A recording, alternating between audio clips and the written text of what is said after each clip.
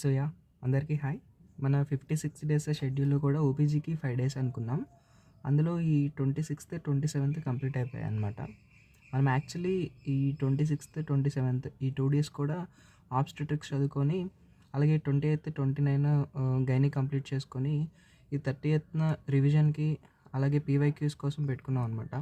So ఈ ఆబ్స్టెట్రిక్స్‌కి ఇచ్చిన 2 days కూడా కంప్లీట్ అయిపోయాయన్నమాట. అందులో 26థ్ కొంత, 27థ్ కొంత కంప్లీట్ చేసుకున్నాం అనమాట. అరౌండ్ ఒక 8 అవర్స్ అయితే చదవగలిగాను. సో ఈ 2 డేస్‌లో కూడా నేనైతే ఒక 60-70% మాత్రమే కంప్లీట్ చేయగలిగాను అనమాట. మిగతా ఒక 30% అయితే పెండింగ్ ఉండిపోయింది. ఈ 30% కూడా మనం ఈ స్పేర్ డే పెట్టుకున్న దాంట్లో అప్పుడు కంప్లీట్ చేసుకుందాం అనుకుంటున్నాను. కొన్ని ఇంపార్టెంట్ టాపిక్స్ మిగిలిపోయాయి అనమాట. లైక్ ఎక్టోపిక్ ప్రెగ్నెన్సీ కానీ, టీబీ కానీ, లేకపోతే ఎనీమియా, అబార్షన్స్. సో ఇలా కొన్ని ఇంపార్టెంట్ టాపిక్సే మిగిలిపోయాయి అన్నమాట. ఇంకా డ్రగ్స్, ప్రీనేటల్ టెస్ట్స్,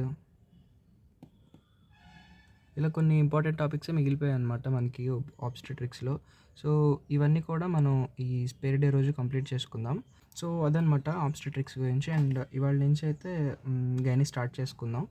సో ఇంకొంచెం ముందుకి పుష్ చేద్దాం.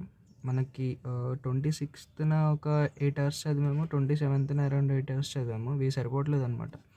ఏదేమైనా కానీ ఈ 2 డేస్‌లో కూడా కొంచెం పుష్ చేసి గైనీ కంప్లీట్ చేసుకోగలిగితే మనకి 30థ్ రోజు రివిజన్ పెట్టుకున్నది చాలా సింపుల్ అవుతుందనమాట. సో చూద్దాం ఎంతవరకు వెళ్తుందో. సో అదనమాట నిన్న జరిగిన ప్రిపరేషన్ గురించి. సో రేపు మార్నింగ్ ఓబీజీ ఎంతవరకు కంప్లీట్ అవుతుందనేది రేపు చూసుకొని ఇక రేపు మాట్లాడుకుందాం. సో అప్పటిదాకా కీప్ ప్రిపేరింగ్ అండ్ బై.